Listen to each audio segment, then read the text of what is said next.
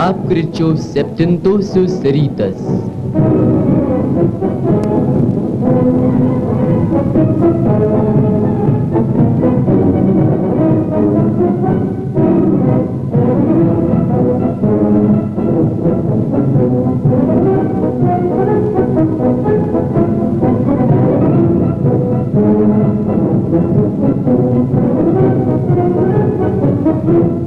Šiandien 16 broliškųjų respublikų šeimoje lietuvių tauta džiaugiasi laisvę, kurią jai atnešė didysis spalis.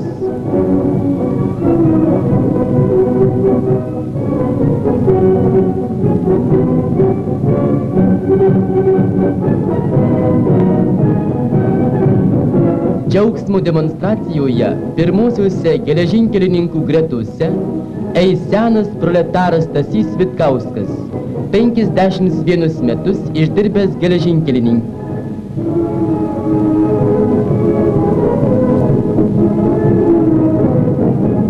Dailininkas Petras Tarabilda su šeima taip pat dalyvaus eisenoje.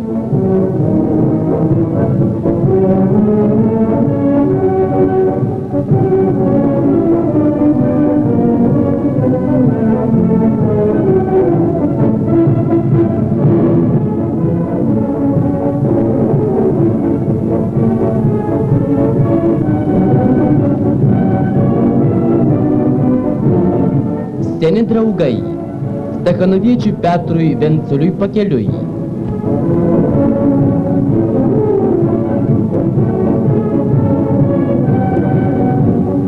Švenčių nuotaikus pripildo visų Lietuvos dirbančiųjų širdis.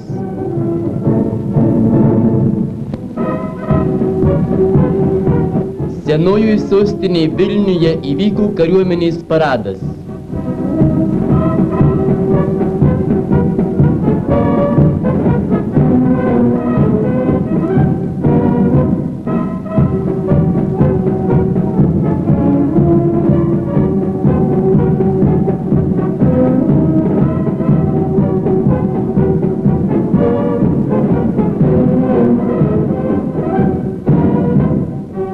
Šaunūs tarybiniai kariai, garbingai atlikę savo pareigą didžiajame tėvynės kare, dabar budriai saugoja tarybinės liaudies kūrybinį darbą.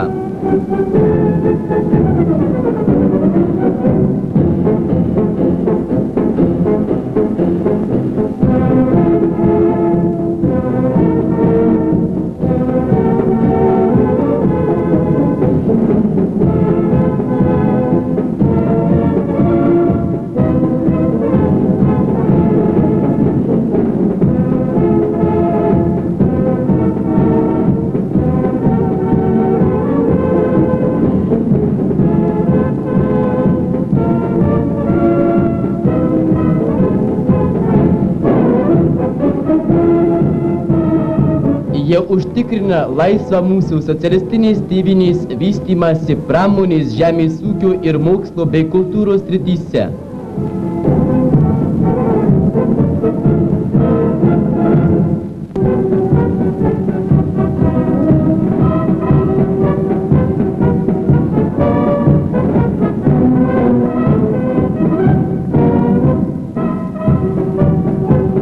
Tūkstančiai Respublikos dirbančiųjų išėjo į gatves ir aikštes paminėti 29-asias spalio revoliucijos metines.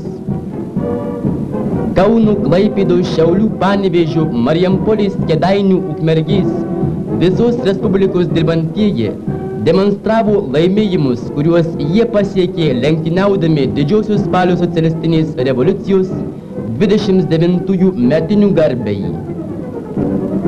Kaune pirmosiuose demonstruojančių kolonų gretose žengė geriausiai socialistinio darbo pirmūnai, stachanoviečiai bei spartuoliai. Aukštais gamybiniais rodikliais jie sutiko savo laisvės šventę. Daugelio įmonių, dirbtuvių bei organizacijų kolektyvai šio didžiosios spalio šventės garbei išpildė ir viršijo metinius pirmųjų stalininio penkmečio metų gamybos planus ir davė gausią antplaninę produkciją. Kartu su įmonių dirbančiaisiais šią didžiąją šventę džiaugiasi Respublikos valstiečiai, kurie atsilapdami in altajiečių kvietimą prieš laiką įvykdė grūdų paruošų planą ir apie tai raportavo draugui Stalinui.